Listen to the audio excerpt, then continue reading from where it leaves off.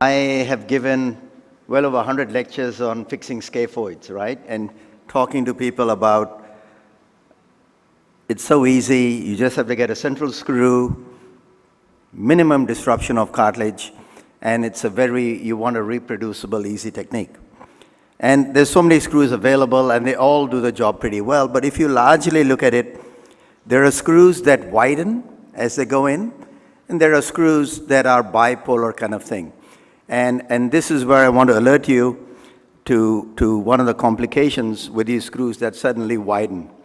And this is, you know, when you talk about, I get an email, and I think, you know, the emails that come from India, I wake up at 5 in the morning and I see them, and obviously the case that kept you up last night, you're like, okay, I'll talk about this, and I'm done, right? And then I'll prepare the talk later. And one of the things, the advantage of doing the dorsal approach when you're fixing the scaphoid is, unlike the volar where you're aiming for the smaller part of the cone, it's easier to get a guide wire from a narrow part to a wide part. You have a better chance of being centered. So it's easy. And based on what Joe Slade taught us, I make a small incision, slightly different from his technique, and put a guide wire in. Now, this is what I learned after, right? So after you get a complication, you go back and say, what is there in literature to explain what went wrong? And when you look at this paper, where they did analysis of the scaphoid shape and the screw, you realize that if you've got a screw that's too wide and you're going antegrade, that is from the proximal pole to distal, if your guide wire is slightly out, what's going to happen is when you finally try to bury the screw keeps staying prominent. And so you end up with a big hole as you're burying the screw. So let's look at this patient of mine, 57-year-old gentleman, 6 weeks, the fracture has not united. So I sign him up saying, there's no gap there, we'll pop a screw in there and that fracture is going to heal. I'll let you start mobilizing post-operatively, won't be a problem. So there's our CT scan. Nothing looks awry here, everything looks pretty standard. And this is what I'm talking about. Intraoperatively, when I started putting my screw in, I realized that as the screw is wide, because I'm on the curve, I'm slightly more radial than I should be with my guide wire. Because of the curve, the more I start to bury the screw, it keeps cutting out the lateral side. So by the time I've got my screw buried, I've got a track left behind, which is a hole in the scaphoid, okay? And then you're hoping that this hole is going to be fine, right? Nothing's going to be wrong. Turns out this guy is a motorcycle salesman, so he has to ride the motorbikes and show his clients, etc. So guess what? He starts riding his bike about a month later because I told him, you'll be fine, you'll be doing everything normal. And sure enough, that proximal pole fractures. And it fractured because there's a big empty hole about 4 millimeters in size where I've put a screw in it, right? And so I scope it, and there's a big flap of that osteochondral flap of that proximal pole now hanging down.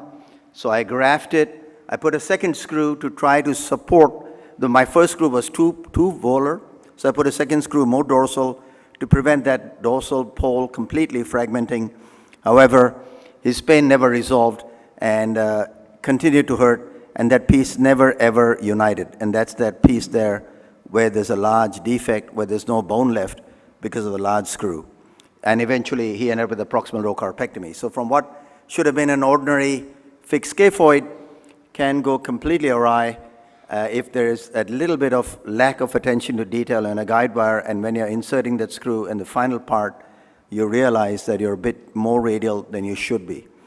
So some of my takeaway points are, and these are things I'd like to share, is when you're fixing a scaphoid, look at these views, and this happens to be a retrograde screw fixation, but just to remind you, intraoperatively, make sure you have your PA ulnar deviated view.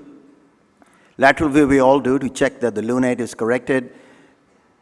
45-degree pronated view is a standard view we use all the time. This is the view I'd like you to get used to taking after you put your guide wire in. This 30-degree supinated view, the one that you use to see the pisotriquetral joint, is a really nice view to look at the whole scaphoid like a bean. And you can see that your guide wire is dead central, and when you put your screw, it's dead central.